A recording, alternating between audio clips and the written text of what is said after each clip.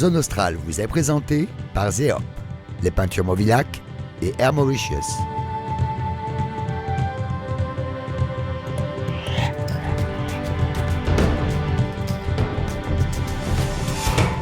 Pour cette nouvelle série de 5 reportages en Asie, Zone Australe vous emmène pour 5 semaines en Thaïlande avec une première émission dans le nord thaïlandais aux portes de la Birmanie et du Laos.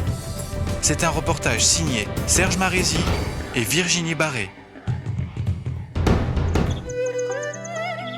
À Mae Chan, dans le nord de la Thaïlande, l'aube est à peine levée. Mais les habitants sont déjà dans la rue, à l'affût. Devant eux, des tables chargées de vivres. Des offrandes pour ce convoi de moines qui sillonnent le quartier. Car aujourd'hui est un grand jour. C'est l'anniversaire du roi, Rama IX, personnage très respecté. Dans tout le pays, les bonzes vont à la rencontre de la population. Ce matin, on a vu 9 moines qui correspondent au roi Rama IX. Donc c'est le chiffre qui porte d'honneur. Donc c'est le jour spécial où les gens ils font des offrandes pour acquérir des mérites dédiés au roi. C'est pour que le roi soit de bonne santé, qu'il vive de façon plus longtemps possible, quoi. En retour, les moines offrent leurs prières et leurs bénédictions.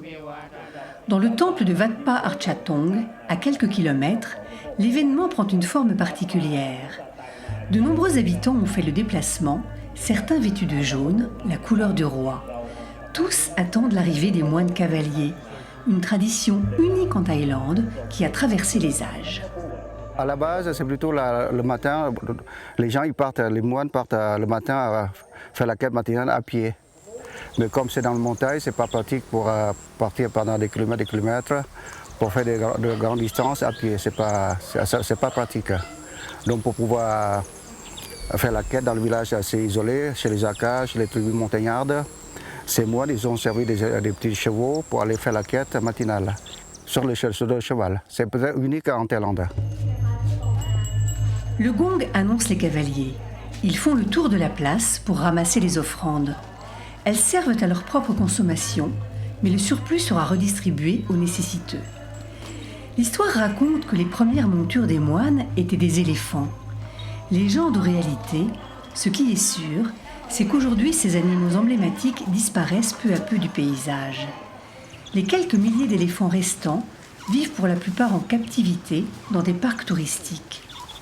Le bain matinal est l'attraction principale et le meilleur moyen d'observer ces animaux presque dans leur milieu naturel.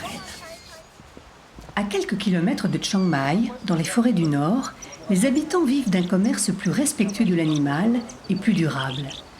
Depuis une dizaine d'années, le petit village de Mae Kampong s'est lancé dans l'écotourisme. Plusieurs villageois offrent le gîte et le couvert aux visiteurs. Pichian et sa femme ont décidé d'ouvrir leurs portes de leur maison il y a un mois. Dans notre village de Mae Kampong, on a créé une coopérative. Chaque hôte perçoit 25% sur la venue d'un touriste. Le reste est redistribué à la communauté. On utilise cet argent pour le bien commun. Par exemple, à la naissance d'un bébé, on offre aux parents 1000 bahts. Lorsqu'un jeune obtient son diplôme, il peut être récompensé jusqu'à 3000 bahts. Si quelqu'un doit être hospitalisé, on lui donne 3000 bahts. Jusqu'ici, la principale source de revenus des villageois était l'exploitation et la fermentation du thé. Malgré sa récente vocation touristique, le village est resté authentique, de simples maisons de bois qui enjambent un petit cours d'eau. Pour le visiteur, l'immersion est totale. Le cœur du village, c'est ce temple typique du nord du pays. Dans ce cadre apaisant, le voyageur peut s'initier aux traditions bouddhistes.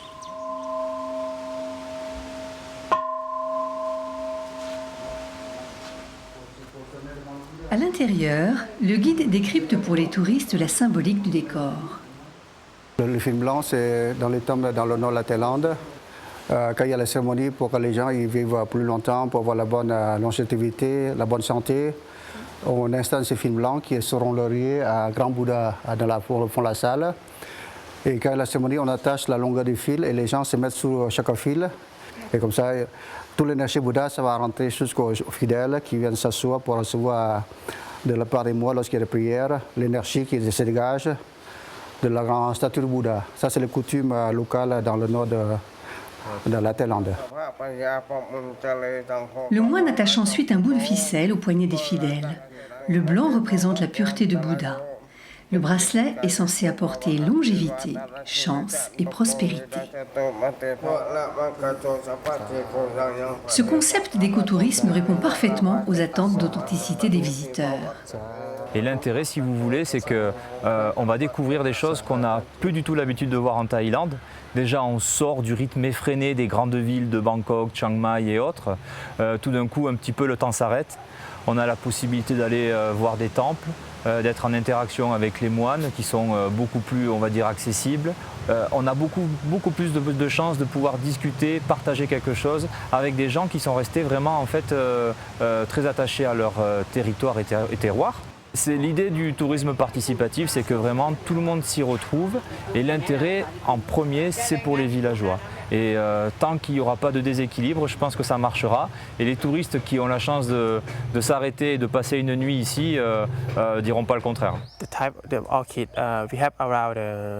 Aux alentours de Mae Kampong, certains habitants ont trouvé un autre moyen de valoriser la beauté de la région et l'héritage familial.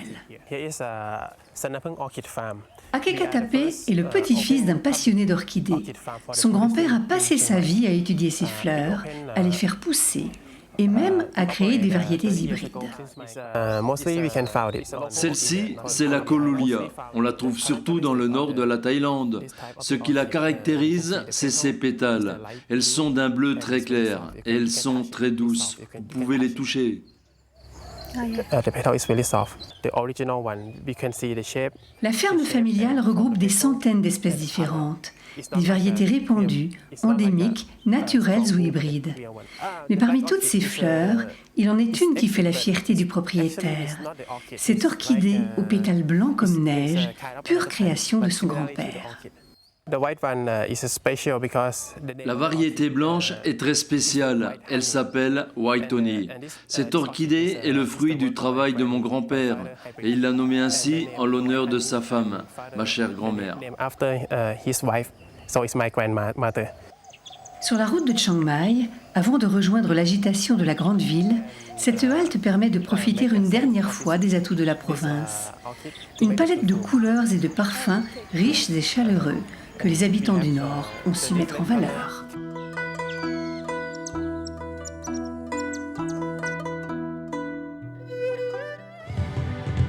La semaine prochaine, Zone Australe poursuit son voyage en Thaïlande, dans la région de Chiang Rai, une petite ville de province au nord du pays.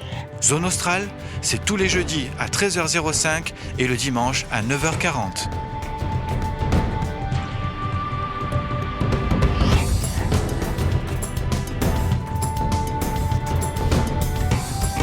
Zone Australe vous a été présenté par Zeop, les peintures Mobilac et Air Mauritius.